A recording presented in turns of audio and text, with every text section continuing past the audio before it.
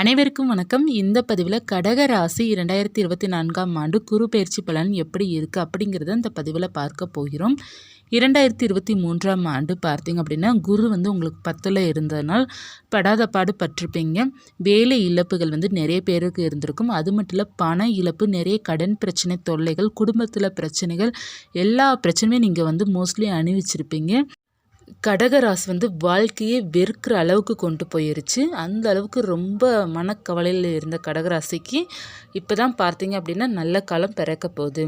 அதாவது 2023 ஏப்ரல்லேருந்து உங்களுக்கு டிசம்பர் மாதம் மனக்கவலைகள் ரொம்ப இருந்திருக்கும். பண பிரச்சனைலாம் ரொம்ப தவிச்சிருப்பீங்க. அந்த இதெல்லாம் உங்களுக்கு இன்னுமே சரியாக போகும். இப்போ 2024 ஜனவரியிலேருந்து உங்களுக்கு கொஞ்சம் பரவலாமல் இருக்கும். கொஞ்சம் நல்லாயிருக்கு. உங்களுக்கு சுக்கிரன் எல்லாமே நல்லாயிருக்கு. சுக்கிரன் நல்லாயிருக்கு. செவ்வாய் உச்சத்தில் இருக்குது. எல்லாமே உங்களுக்கு நல்லாயிருக்கு. ஓரளவு உங்களால் பயணிக்க முடியும். முதல்ல இருந்ததை விட இப்போ ஜனவரி 2024 கொஞ்சம் பரவலாமல் இருக்கும். கொஞ்சம் மூச்சு வர அளவுக்கு உங்களுக்கு கொஞ்சம் அமைதி கிடைக்கும். அதற்கப்புறம் ஏப்ரல் குரு பயிற்சி ஆகும். நமக்கு குரு 11ல் போகும். அந்த ஏப்ரல்லேருந்து பார்த்தீங்க அப்படின்னா உங்களுக்கு அதிர்ஷ்டம் நிச்சயமாக இருக்கும். இங்கே 2023 எதெல்லாம் நினச்சி கவலைப்பட்டு எதெல்லாம் இழந்தீங்களோ அதெல்லாம் இந்த 2024 ஏப்ரலுக்கு அப்புறம் உங்களால் அது பெற முடியும். நம்பிக்கையுடன் இருங்க. கவலைகள் உங்களுக்கு 1000 கவலைகள் சூழ்ந்தாலும் ஏப்ரலுக்கு அப்புறம் உங்களுக்கு அதில் விமோச்சனை கிடைக்கும். எந்த குரு உங்களை பாடாப்படுத்துச்சோ அதே குரு உங்களை செல்வ செழிப்புடன் தலை நிமிர்ந்து வாழ வைக்கும். 2023 தலை குனிந்தவர்களாம் நிறைய இடத்துல அவமானப்பட்டிருப்பீங்க. குடும்பத்துக்குள்ளே பல பிரச்சனைகள் இருந்திருக்கும். தாய் தகப்பன், கணவன் மனைவி, பிள்ளைகள் எல்லாருக்குள்ளேயுமே உங்களுக்கு பிரச்சனை இருந்திருக்கும். வேலை, இந்த குரு 10 நாளே விலக வைக்கும். ஒரு சில பேருக்கு நேரம் ரொம்ப மோசமாக இருக்கிறவங்களுக்கு நிச்சயமாக 100% வேலை இழந்திருப்பீங்க. ஓரளவு உங்களுடைய ஜாதகம் கொஞ்சம் நல்லா இருந்திருக்கும் பட்சத்தில் வேலை நிறைய பேர் இழந்திருக்க மாட்டீங்க. ஆனால் மோஸ்ட்லி எல்லாருமே வேலை இழந்திருப்பீங்க. இல்லைன்னா அடுத்த வேலைக்கு போயிருந்திருப்பீங்க. அது உங்களுக்கு செட் ஆகாமல் ஒரு ஸ்ட்ரெஸ்ஸை கொடுத்துருக்கும். ஏதாவது ஒரு பிரச்சனை கட்டாயமாக உங்களுக்கு வேலையில் இருந்திருக்கும் 2023. அந்த இது 2024 ஏப்ரல்லேருந்து.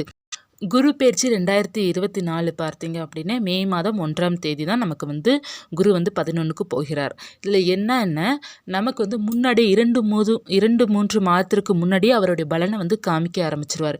எப்படி 2023 ஏப்ரல் மாதம் தான் நமக்கு குரு பயிற்சி நடந்தது. ஆனால் நிறைய பேருக்கு பிப்ரவரி மாதத்துலேருந்து மார்ச் மாதத்துலேருந்தே பார்த்தீங்கன்னா அதனோட பலனை காமிச்சு படாத பாடு பட வச்சிருச்சு. அதே போல் மே மாதத்தில் தான் குரு பயிற்சி 11 இருந்தாலும் உங்களுக்கு 2-3 மாதத்துக்கு முன்னாடி நல்ல பலன்களாக நடக்க ஆரம்பிச்சிடும். அது மட்டும் இல்லை, உங்களுக்கு ஏற்கனவே சுக்கிரன் நல்லா இருக்கிறாரு, செவ்வாய் உச்சத்தில் இருக்காரு. உங்களுக்கு நல்ல ஒரு பணவரவு இருக்கும். முதலீடு பண்ணும்போது கொஞ்சம் கவனமாக இருக்கணும். அதிக முதலீடு பண்ணாமல் அளவாக பண்ணீங்க அப்படின்னா தப்பிச்சலாம். அப்படி இல்லைன்னா நீங்கள் அதிக முதலீடு பண்ணிங்கன்னா அதில் இழக்கிறதுக்கு நேரிடும். அதனால் நீங்கள் கவனமாக இருக்கணும். பண விஷயத்தில் கவனமாக இருக்கணும். ஏப்ரல் மாதத்துக்கு அப்புறம் தான் உங்களுக்கு உங்களுக்கு ஒரு கான்ஃபிடென்ட் வரும். அது வரை பார்த்தீங்கன்னா கொஞ்சம் கவனமாக இருக்கணும். இருந்தாலும் இந்த ஜனவரி மாதத்துலேருந்து உங்களுக்கு கொஞ்சம் பரவாயில்ல, மூச்சு வர அளவுக்கு கொஞ்சம் மன அமைதி நிச்சயமாக கிடைக்கும். முன்னாடி படாத பாடு பட்டுறீங்க பார்த்தீங்களா, அவங்களாம் ஒரு நம்பிக்கையுடன் இருங்க. ஒரு மனசில் வச்சுக்கோங்க. எப்போதுமே நம்ம பட்ட கஷ்டத்துக்கு கட்டாயமாக கடவுள் நமக்கு பலன் கொடுத்தே ஆகணும் அப்படிங்கிற இதில் நீங்கள் இருந்தீங்க அப்படின்னா உங்களுக்கு அவர் கொடுத்தே தீர்வார். அந்த குரு, எந்த குரு உங்களை படாத பாடு பட்டுச்சோ அதே குருவால் நீங்கள் வாழ்க்கையில் மென்மேலும் உயர்வீங்க. நம்பிக்கையுடன் இருங்க. நிறைய பேர் பார்த்தீங்க அப்படின்னா திருமணத்தில் நிறையா பிரச்சனைகள் இருந்திருக்கும் 2023. அதில் 2024 நல்லா உங்களுக்கு யோகமாக மாறும். திருமணம் நடக்காதவர்களுக்கு திருமணம் நடக்கும். குழந்தை பாக்கியம் கிடைக்கும். உங்களுக்கு நல்ல ஒரு பண வரவு இருக்கும். ஏதாவது நீங்கள் முதலீடு பண்ணுறீங்க, தொழில் வைக்கிறீங்க அப்படின்னா அதெல்லாம் ரொம்ப சிறப்பாக இருக்கும். எதாக இருந்தாலும் ஏப்ரல் மாதத்துக்கு அப்புறம் நீங்கள் பண்ணலாம். மே மாதத்தில் நமக்கு ரொம்ப சிறப்பாக இருக்கும். இன்னும் உங்களுக்கு அதிர்ஷ்ட காலம்தான். ஒரு நம்பிக்கையாக இருங்க. இப்போ இருந்து அதுக்கு ப்ரிப்பேர்ட் ஆயிருங்க. என்னென்ன பிளான் பண்ணலாம் அப்படிங்கிறது நிச்சயமாக உங்களுக்கு 100% நல்ல பலனே தான் நடக்கும். ஏன்னா நீங்கள் தான் ரொம்ப கஷ்டப்பட்டிருக்கீங்க கடகராசி. ஸோ அவங்களுக்கு நிச்சயமாக அவங்களுக்கு நல்ல பலன் கடவுள் கொடுத்தே தீரணும். 2023 உங்களுக்கு இருட்டு அறையில் விட்டது போல தான். எந்த பக்கம் போகிறதுன்னு தெரியாமல் நீங்கள் முழிச்சிட்டு இருந்தவங்க எல்லாருமே இப்போ உங்களுக்கான ஒளி நிச்சயமாக கிடைக்கும். சூரியன் எப்படி உதைக்கிறாரோ காலையில், அதே போல் உங்கள் வாழ்க்கையில் திரும்பவும் உதயம் இருக்கும். வாழ்க்கையில் வெற்றி பெறுவதற்கான வாய்ப்புகள் எல்லாம் உங்களை வந்து சேர்ந்துட்டுருக்குது.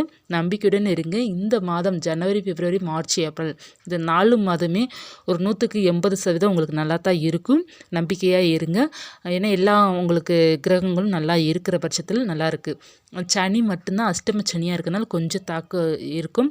இருந்தாலும் அந்த தாக்கம் வந்து கடகராசி வந்து அந்தளவுக்கு பாதிக்க வைக்காது. உங்களை இத்தனை நாள் படுத்துனது எது அப்படின்னா குரு தான், சனி கிடையாது. சனி வந்து உங்களுக்கு கொடுக்கத்தான் செய்யுமே தவிர தடுக்காது. நீங்கள் அளவுக்கு மீறி ஆசைப்பட்டீங்க, ஏதாவது கெடுதல் பண்ணீங்கன்னா மட்டும்தான் சனி வந்து உங்கள் தலையில் கொட்டுவார். அதுவரை அவர் ஒன்றுமே பண்ண மாட்டார். உங்களை நல்லா வாழ தான் விடுவார். உங்களை இந்த 10ஆம் இடத்துல குரு தான் உங்களை படாப்படுத்தி விட்டுருக்கு. ஏன்னா ஒரு வேலை அப்படின்னு எடுத்துட்டா மட்டும்தான், அந்த வேலை நல்லா இருந்தால் மட்டும்தான் நமக்கு வந்து எல்லா பிரச்சனையுமே சரியாகும். இப்போ வேலையில் பிரச்சனைனா உங்களுடைய டென்ஷன் வந்து வீட்டில் வந்து காமிப்பீங்க. அந்த வீட்டில் இருக்கிறவங்க என்ன பண்ணுவாங்க அப்படின்னா, அவங்க வந்து கோபமாக உங்ககிட்ட இருப்பாங்க. இதுதான் உங்களுக்கு பிரச்சனை.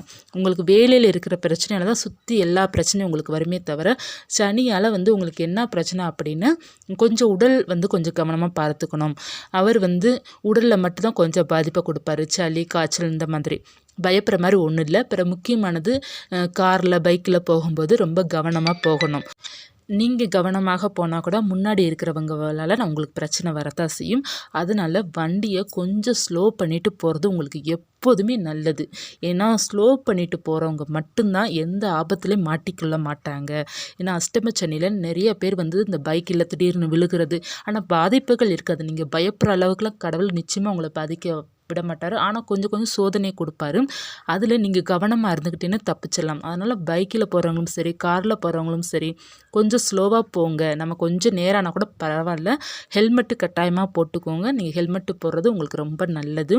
பயப்படுற அளவுக்கு எதுவுமே கடவுள் தரமாட்டார்.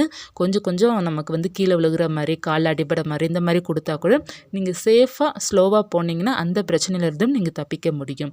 அவ்வளோதானே தவிர சனி உங்களை அந்த அளவுக்கு வந்து எந்த தொந்தரவும் பண்ண மாட்டார். உங்களுக்கு கொடுத்தது எல்லாமே குரு தானே தவிர சனி கிடையாது. சனி வந்து கடகத்தை வந்து ஒன்றுமே செய்ய மாட்டார். நல்லா வாழ தான் வைப்பார்.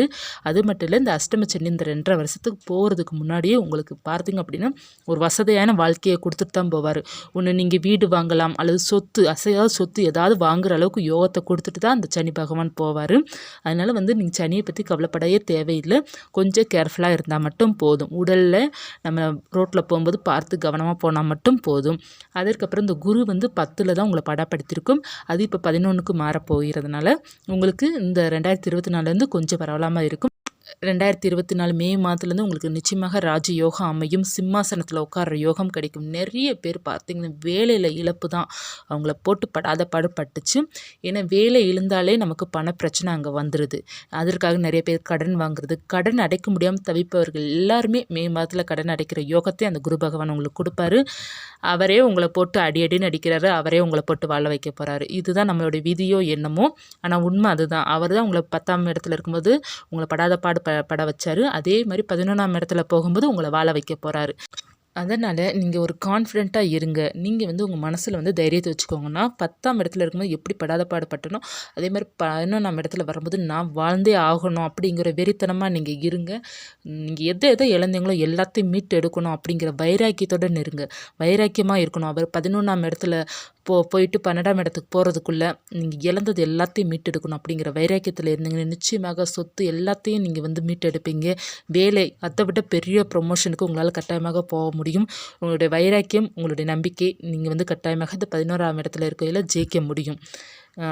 இவ்வளோ நாள் நம்ம சோதனைப்பட்டோம், அதை நினச்சி நீங்கள் வந்து கவலைப்பட்டு இருக்காதீங்க.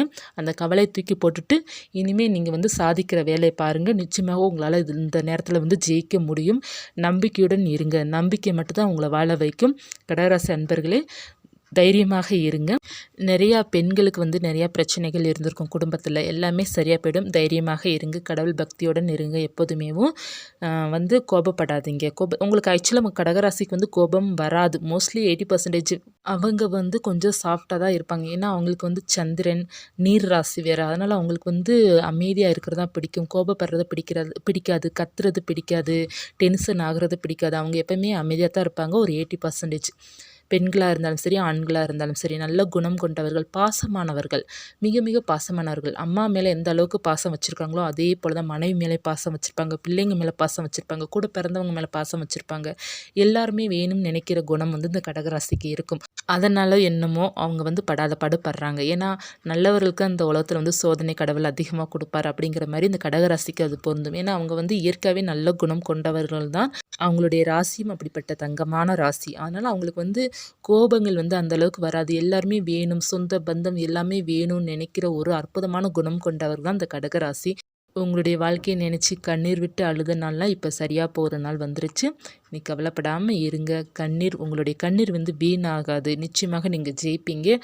ஒவ்வொரு நாளும் உங்களுக்கு வெற்றி உங்களுக்காக காத்துட்ருக்கு. நீங்களும் போராடி ஜெயிங்க. நிச்சயமாக ஒரு சந்தோஷத்துடன் போராடுங்க. நம்ம கெட்ட நேரம் முடிஞ்சிருச்சு, நீ நல்ல நேரம் தான் அப்படிங்கிறது மனசில் கொண்டு வாங்க. இல்லை என் வாழ்க்கை எதுக்கு தான் இப்படி இருக்கோ, நான் எதுக்கு தான் இவ்வளோ கஷ்டப்படுறோம் அப்படின்னு நினச்சி மனசை வந்து இது பண்ணிக்காதீங்க. இனி உங்களுக்கு ராஜயோகம், எனக்கு நீ நல்ல காலம், நான் இனி ராஜா மாதிரி வாழ போகிறேன் அப்படிங்கிறத நீங்கள் நினச்சிங்கன்னா மட்டும்தான் உங்களால் வாழ்க்கையில் இன்னமும் முன்னேற முடியும். வந்து பண விஷயத்தில் கவனமாக இருங்க. கடன் விஷயத்தில் வந்து உங்களால் முடியாத அளவுக்கு வாங்காதீங்க. அதாவது நம்மளுடைய சொல்லுவாங்க இல்லையா, தகுதிக்கு மீறி வாங்கினா நம்மளால் அதை கட்ட முடியாது இல்லையா. நமக்கு எவ்வளோ வாங்க முடியுமோ அவ்வளோதான் நம்ம கடனுக்குள்ளே இருக்கணும். அதற்கு மீறி போயிட்டோம் அப்படின்னா கட்ட முடியாது. அதுவே உங்களுக்கு ஒரு ப்ரெஷர் ஆயிரும். கவனமாக இருங்க. இனி ராஜயோகம் உங்களுக்கு நிச்சயமாக இருக்கும். மே 1ஆம் தேதி குருபெயர்ச்சி 2024 வருது. இனி வந்து உங்களுக்கு பார்த்தீங்க அப்படின்னு தொட்டதெல்லாம் வெற்றியாகும். எல்லாமே உங்களுக்கு நல்லாயிருக்கும். குடும்ப வாழ்க்கை நல்லாயிருக்கும். வேலை பார்க்குற இடத்துல ரொம்ப சூப்பராக இருக்கும். பண வரவு ரொம்ப நல்லா இருக்கும். எல்லாமே உங்களுக்கு சிறப்பாக இருக்கும். யாரெல்லாம் பணத்தை இழந்து கவலைப்பட்டீங்களோ அவங்களுக்கெல்லாம் பணம் திரும்பவும் உங்களை வந்து சேரும். கோடீஸ்வர யோகம் நிச்சயமாக உங்களுக்கு கிடைக்கும். கையில் பணம் புரளும்.